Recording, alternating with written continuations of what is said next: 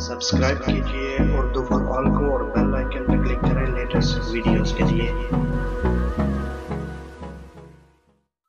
अस्सलाम वालेकुम दोस्तों, उर्दू फॉर ऑल चैनल में आप सबको खुश आमदीद। दोस्तों, बरआज़म ऑस्ट्रेलिया के दूर अफ्तादा मुल्क पापुआ न्यू गिनी में लोग अपने मुर्दा रिश्तेदारों के साथ जो भयानक सलूक करते हैं वो शायद ही आपने कभी देखा या सुना होगा। अंगा कबीले के लोग मरने वाले लोगों के जिस्म से चर्बी निकालकर इससे खाने पकाते हैं और लाशों को मसाले लगाने के बाद भूनकर नुमाया मकामात पर लटका देते हैं। पापुआ न्यू गिनी के इलाके मोरूब में जब कोई शख्स मर जाता है तो इसके घर वाले उसे भूनने का अमल शुरू कर देते हैं। पहले तजर्बाकार लोग लाश के पाँव, घुटनों और कोहनियों में तेज धार आले से चीरा लगाते हैं ताकि उसकी चर्बी टपक टपक कर बाहर आ जाए।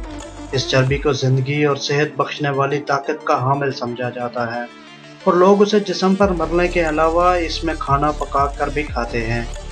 चर्बी निकालने के बाद लाश की आंखों, कानों और मुंह समेत जिस्म के तमाम सुराखों को सी दिया जाता है ताकि हवा जिस्म में दाखिल ना हो।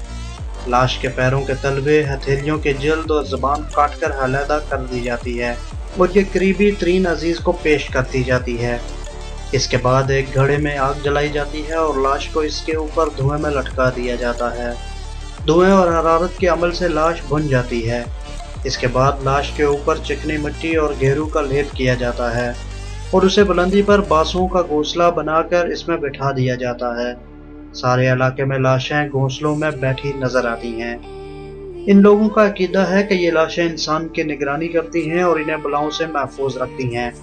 मोरूब हाईलैंडर के इलाके में कई लाशें 200 साल से अपनी नस्लों की निगरानी के फ़राइज़ अंजाम दे रही हैं। उम्मीद करता हूँ फ्रेंड्स आपको ये मालूमाती वीडियो अच्छी लगी होगी। अगर वीडियो अच्छी लगी है तो इसे ज़रूर लाइक और शेयर कीजिए। अल्लाह हाफिज़।